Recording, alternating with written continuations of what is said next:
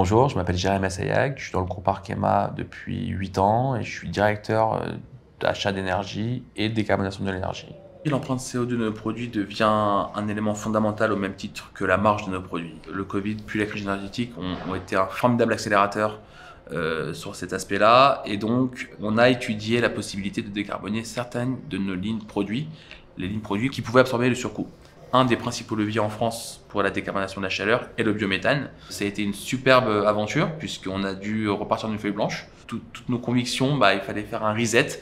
Parce qu'à l'époque, en 2020, quand vous disiez que vous payiez du gaz à 120 euros par rapport à 10 euros, on vous regardait avec des yeux bizarres. Aujourd'hui, on vous regarde avec intérêt et donc on voit que ça change. Par contre, ce qui est très compliqué, c'est de mettre les bonnes personnes autour de la table, dire les choses de manière transparente et après pouvoir s'engager.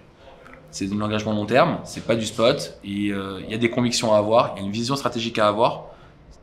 À partir du moment où les achats et le business se parlent et se mettent d'accord et arrivent à embarquer avec eux leurs clients, en fait, il n'y a personne à convaincre.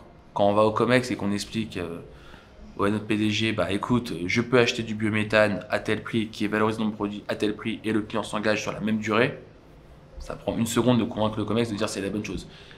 Le principal frein qu'on a dû surmonter finalement, c'est la réglementation, la compréhension de la réglementation. C'est pas simple. Il y a l'Europe, il y a la France, parfois des réglementations qui sont contradictoires. Au milieu de ça, il y a le GHG protocole qui est pour nous un élément fondamental puisque c'est notre référentiel en termes de comptabilisation de CO2. On a eu un gros travail de lecture juridique. Quels sont les risques associés? C'est les principaux risques en fait qu'on a identifiés. Si demain je m'engage à décarboner ma consommation de gaz avec du biométhane, mais que du jour au lendemain, le GHG protocole me dit non, c'est comme le gaz, je suis bien malin d'avoir un contrat de 10 ans avec un premium qui me sert à rien. On a réussi parce que on s'est fait des convictions, on pense que le bon sens prime toujours et que le bon sens voudrait que le biométhane soit décarbonant.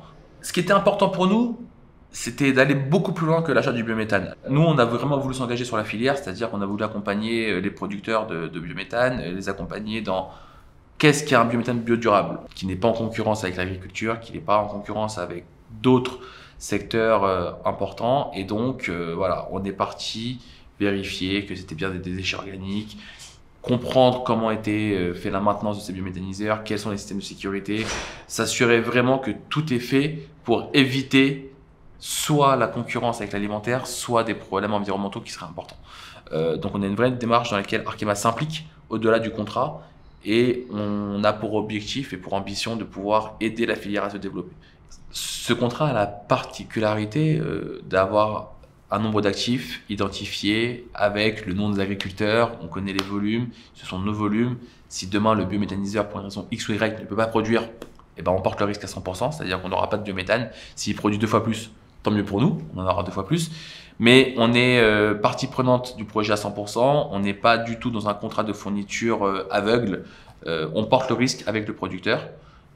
Et ça, c'est un élément clé pour nous.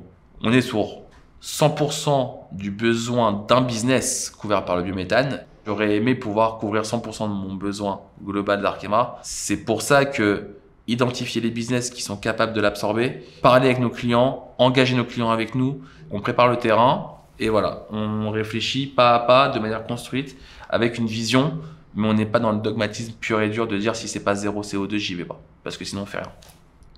La communication en fait autour du biométhane nous a, pour être totalement transparent, dépassé.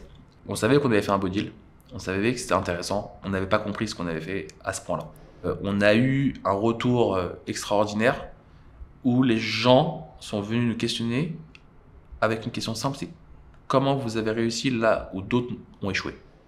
C'est dans l'approche, comment on attaque ce sujet-là, que le succès se fera ou se fera pas.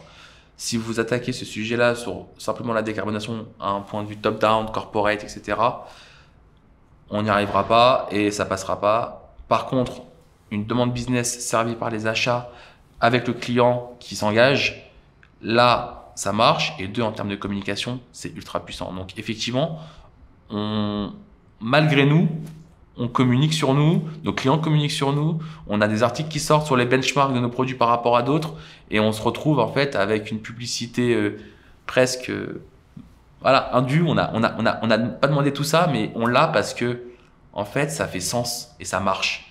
On a la chance d'être dans un monde qui change et c'est une magnifique opportunité pour nous industriels. La crise énergétique va nous sauver. Parce que c'est pas avec un gaz à 5 euros du mégawattheure ou avec un électron à 30 euros, avec du charbon à 50 euros la tonne qu'on va réussir à sauver la planète. On arrive à faire des projets qu'on n'osait même pas imaginer. On arrive à faire passer des messages qui étaient inaudibles il y a encore 2 ans. Il faut continuer à surfer sur cette vague-là. Elle est fondamentale. Par contre, si j'ai un message à faire passer, c'est à un moment donné, il nous faut une vision claire de la réglementation. On ne peut pas tous les ans avoir des réglementations qui changent, des zones grises, des différences entre pays qui se font de la concurrence au sein même de l'Europe. Une vision claire, des textes simples, juste drivés par un seul paramètre qui est le bon sens. Si on met le bon sens et du pragmatisme dans la stratégie de décarbonation, on est capable de faire de grandes choses. En Europe, on a les moyens, on a tout ce qu'il faut. Il faut juste une volonté politique d'arrêter de tergiverser le vert, l'euro sur l'hydrogène. Voilà, il y a d'autres sujets sur lesquels on travaille et qui sont aussi extrêmement frustrants parce que le dogmatisme du net zéro ne doit pas remettre en cause la décroissance des émissions. Moins 50, moins 60, c'est toujours bien. Et si on n'arrive pas à zéro tout de suite, on y arrivera demain, mais faisons déjà ce qu'on sait faire. Le biométhane est une force pour l'Europe. On est à un moment où on n'a plus de gaz russe. On a besoin d'une indépendance énergétique. On a besoin de décarboner. Enfin, je veux dire, si le biométhane n'est pas le parfait outil pour y arriver, voilà, moi je comprends pas. Donc il faut y aller, il faut qu'on nous aide, il faut qu'on nous soutienne, il faut qu'on jette à la poubelle ce dogmatisme et qu'on remette sur la table le pragmatisme et le bon sens. Et ça marchera.